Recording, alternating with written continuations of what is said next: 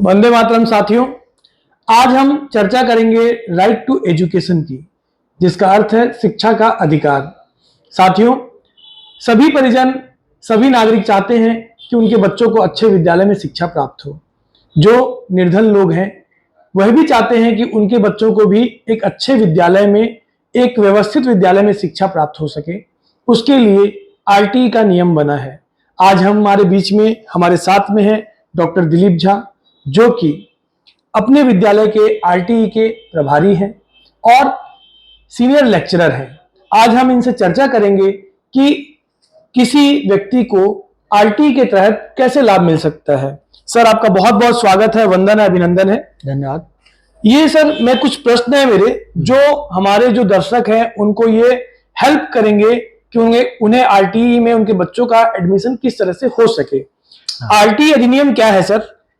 RTE अधिनियम 2009 जिसे हम जानते हैं, ये दरअसल 86वां संशोधन जो संविधान में हुआ, जिसमें शिक्षा को मूल अधिकार रूप में लागू किया गया और 6 से 14 वर्ष के बच्चों के लिए ये तय किया गया है कि उनको प्राथमिक शिक्षा अनिवार्य रूप से निःशुल्क प्रदान की जाए। सर, छत्तीसगढ़ में ये कब लागू हुआ? ये छत्तीसगढ़ में 1 अप्रैल 2010 को लागू हुआ। अच्छा, मैं ये जानना चाहूंगा कि इसके अंतर्गत किन लोगों की पात्रता है?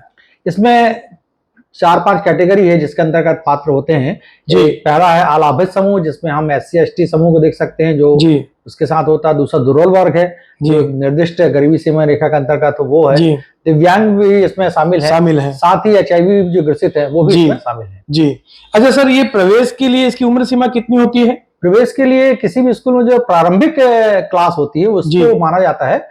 4 साल पहले तक ये किसी स्कूल में 2 क्लासेस हुआ करती थी, नर्सरी और पहली, परंतु अब सभी स्कूल में एक ही प्रारंभिक क्लास है। तो नर्सरी के लिए 3 से 4 वर्ष की उम्र होना चाहिए, KG1 के लिए 4 से 5 और कक्षा पहली के लिए 5 से 6.5 वर्ष की उम्र होना चाहिए। जी, इसमें मैं एक जानकारी महत्वपूर्ण ये जानना चाहूंगा कि प्रवेश का समय कब रहता है और इसके अंतर्गत क्या होता है? प्रवेश का समय सामान्यतः अप्रैल माह से प्रारंभ होता है। ये सत्र 24-25 के लिए मैं आपको एक सारणी बताऊं तो हमारा जो 24-25 आगामी सत्र के लिए जो शुरू हुआ है वो 1 फरवरी से लेकर 20 फरवरी तक जहां पर जिला शिक्षा द्वारा सत्यापन किया गया और पंजीयन आवेदन 1 मार्च से 15 अप्रैल तक चला है। अभी 15 अप्रैल को इसका अंतिम हुआ है। अब इसका जो होगा वो 20 मई से 30 मई तक लॉटरी आवंटन होगा। जी।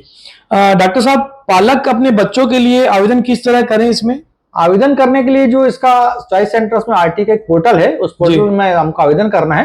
वहां पर आपको अपना आधार कार्ड, बच्चे का आधार कार्ड, जन्म प्रमाण पत्र और कुछ अन्य दस्तावेज जिसके अंतर्गत आप ले रहे हैं प्रवेश, वो जानकारी लेकर जाना पड़ता है। डॉक्टर साहब, एक बहुत ही महत्वपूर्ण जानकारी हमारे दर्शकों को आप दीजिए कि इसके अंतर्गत आवश्यक दस्तावेज क्या होते हैं? अब जैसा कि मैंने पहले कहा कि इसमें कुछ कैटेगरी है, तो जैसे यदि आप अलाभित समूह के लिए कर रहे हैं SC ST, उसमें तो आपको तहसीलदार साहब का जो पंजीयन प्रमाण पत्र होता है, जो जाति प्रमाण पत्र है, वो आपके पास होना चाहिए। यदि आप दुर्बल वर्ग के अंतर्गत इसमें अप्लाई कर रहे हैं तो आपके पास 2003 के जो एक सर्वे है जो ग्रामीण क्षेत्र के लिए है, 2007 का एक सर्वे है जो कि शहरी क्षेत्र के लिए है और 2011 का एक सर्वे है जो सामाजिक आर्थिक जनगणना है। इसके अलावा एक अंत्योदय कार्ड भी होना चाहिए। ये 4 चीजें हैं। इसमें जो बेसिक जो डॉक्टर साहब बता रहे हैं उसके अंतर्गत 2007-8 का गरीबी रेखा सर्वे सूची और 2011 का सामाजिक आर्थिक जनगणना, ये बहुत महत्वपूर्ण है, इसमें अहमियत रखता है। डॉक्टर साहब, इसके एक मेरा महत्वपूर्ण प्रश्न ये था, ऑनलाइन आवेदन के पश्चात क्या प्रक्रिया है और आवेदक को अब क्या करना होगा? जैसे ही आप ऑनलाइन आवेदन करते हैं तो चॉइस सेंटर में आपके द्वारा आवेदन करने के पश्चात उसका एक प्रिंट आउट निकलता है, जिसमें लिखा रहता है नोडल में इसको प्रस्तुत करें करके। तो आपको उसकी प्रति लेकर और जो संबंधित साला है जो आप प्राथमिकता क्रम में भरे हैं उस साला में जाकर मूल दस्तावेजों के साथ साला में अपनी छाया प्रतियां जमा करना चाहिए। डॉक्टर साहब, जैसे कि राइट टू एजुकेशन के तहत जो एक आवेदन हो गया, आवेदन के पश्चात उनसे कौन सी जो त्रुटि है वो नहीं होनी चाहिए या उनको कौन सी त्रुटियों से बचना चाहिए जिससे वो चयन की प्रक्रिया में शामिल हो सके, ऐसी अपने पास कोई जानकारी है? कि क्या त्रुटि अभिभावकों से ना हो जिससे उनके बच्चों का राइट टू एजुकेशन में एडमिशन हो जाए? ये बिल्कुल पालकों से जुड़ा हुआ मुद्दा है और हमें ध्यान रखना चाहिए कि जैसे ही एक समय आता है जिस अवधि तक हमको ऑनलाइन आवेदन करना है उससे एक समय सीमा रहती है।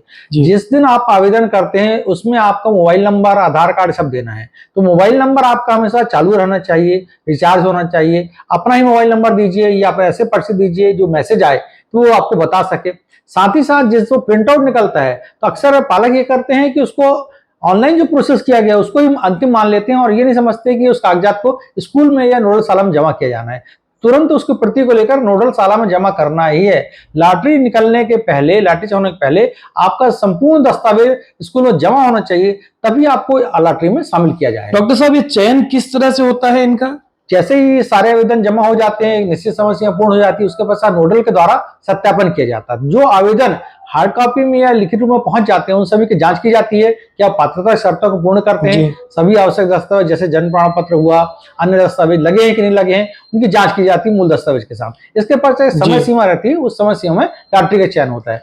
लॉटरी का चयन होने पर जो सूचना है वो पालकों को फोन से मिलती है। जी, चयन हो जाने की जानकारी पालकों को किस तरह होती है और उन्हें क्या करना होता है चयन के पश्चात? चयन में चूंकि ये कंप्यूटराइज प्रणाली है और चयन डीपीआई स्तर पर होता है और सभी जिले के अलग अलग होता है, तो ऐसी स्थिति में जो कंप्यूटराइज तरीके से विद्यार्थी चयनित होते हैं उनकी एक सूची नोडल शाला में और संबंधित स्कूलों में लगाई जाती है। जी। तो जो समय सीमा है उसके अंतर्गत पालक को उस स्कूल में जाकर अपना नाम उसमें देखना चाहिए। यदि उसका नाम है तो पुनः मूल दस्तावेज को लेकर वहां उपस्थित होना चाहिए। जी। डॉक्टर साहब, एक अंतिम प्रश्न मेरा ये था कि यदि प्रथम चरण में किसी का आवेदन नहीं हो पाता है तो उसके लिए क्या प्रक्रिया है? देखिए, जैसा पहले कहा गया कि प्रत्येक स्कूल में 25% निश्चित सीट है, लेकिन ऐसा भी होता है कि बहुत सारी सीटें वहां खाली रह जाती हैं। इन खाली सीटों को भरने के लिए प्रतिवर्ष द्वितीय चरण में भी लॉटरी का होता है। जैसे मैं इस 24-25 का बताऊं यहाँ पर कि द्वितीय चरण में यहाँ पर जो होगा वो 15 जून से आपका 30 जून तक प्रारंभ हो जाएगा और पंजीयन आवेदन 1 जुलाई से 8 जुलाई तक आपका रहेगा। 8 जुलाई तक आप आवेदन कर सकेंगे। तो ऐसे पालक जिनने प्रथम चरण आवेदन नहीं किया है तो द्वितीय चरण के लिए आवेदन कर सकते हैं और जैसा पहले बताया वैसी प्रक्रिया पालन करेंगे। जी, ये थे हमारे साथ में डॉक्टर दिलीप झा और जो कि सीनियर लेक्चरर हैं और अपने विद्यालय के राइट टू एजुकेशन के प्रभारी हैं। साथियों, इस वीडियो को आप प्रत्येक उस व्यक्ति तक पहुंचाइए जो एक निर्धन व्यक्ति जो अपने बच्चे को राइट टू एजुकेशन के तहत एक अच्छे विद्यालय में शिक्षा दिलवाना चाहता है। ये वीडियो उनके लिए निश्चित रूप से मददगार साबित होगा और ऐसे ही आपके लिए जन जागरूकता भरे वीडियो हम आपके बीच में लेकर आते रहेंगे। आज के लिए इतना ही। राम प्रजापति, रायपुर शहर, छत्तीसगढ़ प्रदेश।